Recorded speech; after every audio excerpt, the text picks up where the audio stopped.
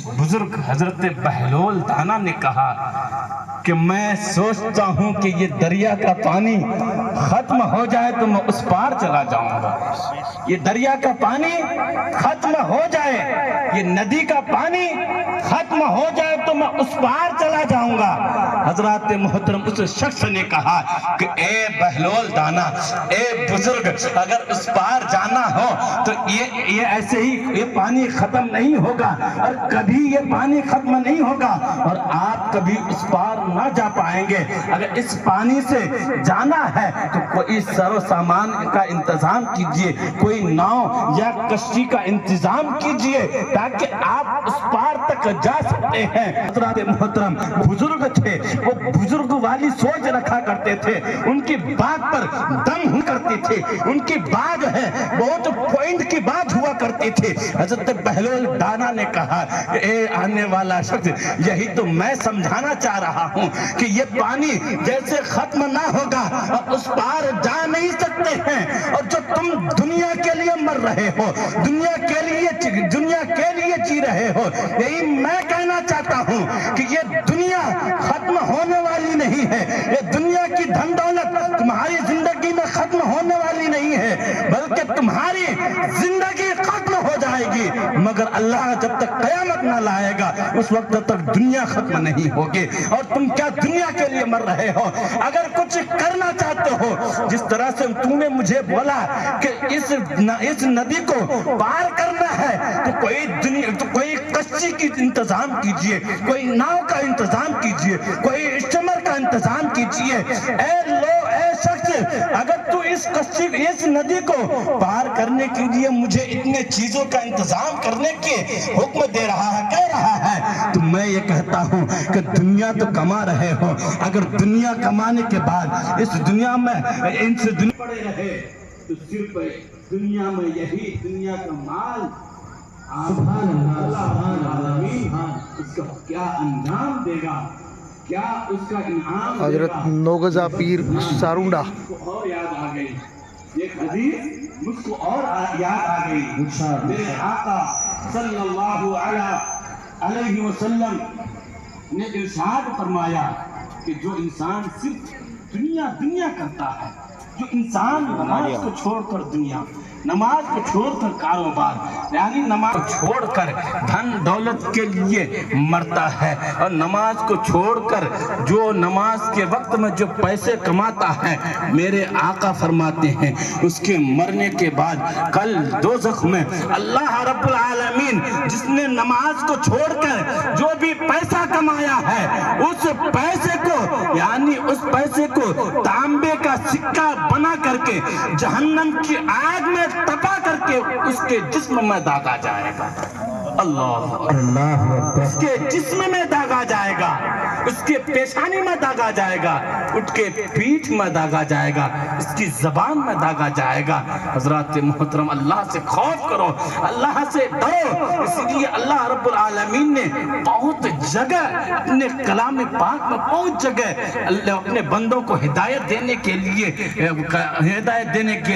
بہت سی آیتیں نازل کی ہیں. مسلمانوں, ہم اور آپ آج نہ سمجھیں تو نہ جانے کب سمجھیں گے. ہم اور آپ اپنے بچوں کو آج نہ پڑھائیں گے تو کب ہم اور آپ اپنے بچوں کو قرآن و حدیث کی تعلیم دیں گے, اللہ اور اس کے رسول کی یعنی باتوں کو سکھائیں گے, کب سکھائیں گے. مسلمانوں, اپنے بچوں کو بھی علم دین سکھاؤ اور خود بھی علم دین سیکھو, اس لیے کہ اللہ رب العالمین ہم سے راضی ہو جائے. اگر اللہ رب العالمین ہم سے اور آپ سے راضی ہوگا تو میں آپ کو گارنٹی دیتا ہوں کہ اس کے لیے جنت بند نہیں رہے گا, بلکہ اس کے لیے جنت کا دروازہ کھل جائے گا. سبحان اللہ, سبحان اللہ. حدیث پاک سے بھی گارنٹی دیتا ہوں, سبحان پاک سے بھی گارنٹی دیتا ہوں. سبحان اللہ. لا یستوی اصحاب النار و اصحاب الجنہ. اصحاب الجنہ یہ کیا چیز ہے پیارے, بتاؤ. جنت کس کے لیے اللہ نے بنائی؟ ہم جیسے لوگوں کے لیے بنائی. ہم جیسے لوگوں کے لیے بنائی. بتاؤ اللہ چاہتا ہے اگر میں بندوں کو جنت میں ڈالوں گا تو میرا بندہ ناپاک اور گنہگار نہ آئے، بلکہ میں چاہتا ہوں میں اپنے بندوں کو جنت ڈالوں گا تو پورا پاک و صاف بے گنہگار کو جنت میں ڈالوں گا. سبحان اللہ سبحان جنت پاک ہے تو ان لوگ جو ہے پاک لوگوں کو اللہ جنت میں ڈالے گا. بتاؤ سود ہمارے پاس ہے، زنا ہمارے پاس ہے، حرام خوری ہمارے پاس ہے. جھوٹ تو بولو ہی مت صاحب، جھوٹ اتنے بولتے ہیں، ہر بات پر ہر لفظ پر جھوٹ بولتے ہیں. اب میں تو آپ سے یہ بھی کہہ دوں کہ آپ جھوٹ ایسے ویسے شخص سے نہیں بولتے ہیں. میں اپنی خود کی بات بتاؤں یا دوسرے کی بھی بات بتاؤں، لوگ ایسے لوگوں سے جو بزرگ لوگ ہوتے ہیں، بزرگ لوگ علماء ہوتے ہیں، عالموں سے بھی، کیونکہ ان کو عادت ہے ہر لوگوں سے جھوٹ بولنا، ہر لوگوں سے جھوٹ بولنا. تو جو لوگ جھوٹ بولتا ہے، حرام کھاتا ہے، پھر اسے عالم اور کوئی بزرگ نہیں دکھتا ہے، بلکہ اس کو وہی دکھتا ہے جو عام آدمی دکھتا ہے. آج لوگ برباد ہوتے ہیں نا، بولتے برباد ہوں مولانا، گھر میں لڑائی جھگڑا، گھر میں جو ہے چین سکون ہے ہی نہیں. مسلمانوں چین سکون کہاں ہوگا؟ جو بات کرنی تھی عام لوگوں سے، جو بات کرنی تھی جاہلوں سے، یا جو بات کرنی تھی ان پڑھوں سے، وہ بات ہم نے کس سے کر لی؟ وہ علماء اکرام سے کر لی، ان بزرگان دین سے کر لی. مسلمانوں بتاؤ علماء اکرام کی کیا حیثیت اور کیا شان ہے. میرے آقا فرماتے ہیں جس نے علماء کو غلط نگاہ سے دیکھا گویا کہ اس نے مجھ محمد کو غلط نگاہ سے دیکھا، مجھ محمد کو غلط نگاہ سے دیکھا. تو مسلمانوں بتاؤ علماء کو غلط نظر سے دیکھنا، بھلے سے وہ مجرم ہو. مثال کے طور پر میں یہ کہتا ہوں ویسے تو مجرم اگر ہو بھی جائے، غلطی ہوتی ہے، ہر ایک سے ہوتی ہے، ایسی بات نہیں ہے. کبھی علماء سے ہو جاتی ہے، مگر ہر وقت علماء سے نہیں ہوتی، کبھی ہوتی ہے. اگر ہو جاتی ہے تو میں دیکھتا ہوں کہ آج علماء اگر ایک غلط کر دے، نہ جانے آنکھ ان لوگوں کی ایک کی نہیں، ہر گاؤں والوں کی آنکھ پڑ جاتی. یہ تو مولانا برا کر دیا، یہ خراب کر دیا.